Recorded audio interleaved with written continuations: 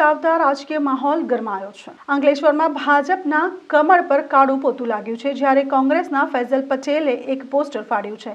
અંકલેશ્વરમાં પીરામણ ગામમાં હવા મહેલ રોડ પર ભાજપના કમળના નિશાન પર ઠેર ઠેર કાળો કલર ચોપડી દેવામાં આવ્યો છે, જ્યારે પાલિકા કચેરી સામે કોંગ્રેસના નેતા ફૈઝલ પટેલનું "હું તો લડીશ" પોસ્ટર નીચે ભાગે ફાટેલું નજર પડી રહ્યું છે, જેથી બંને પાર્ટીઓ વચ્ચે રાજકીય માહોલ ગરમાયો છે। લોકસભાની ચૂંટણી નજીક આવી રહી છે, ત્યારે તમામ રાજકીય પક્ષો પોતપોતાના કામે લાગી ગયા છે।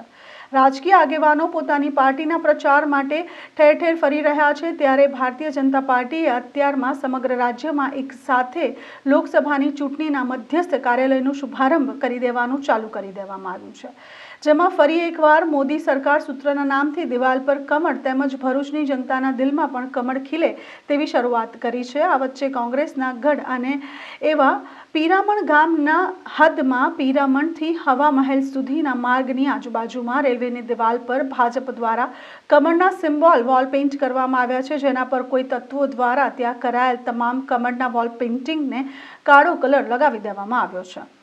જ્યારે બીજી તરફ ફૈઝલ પટેલને "હું તો લડીશનું પોસ્ટર પર ફાડ્યું હોવાની જાણવા મળ્યું છે। બંને પક્ષોના કાર્યકરોમાં ચૂંટણી પૂર્વે જ ગરમાટો જોવા મળી રહ્યો છે।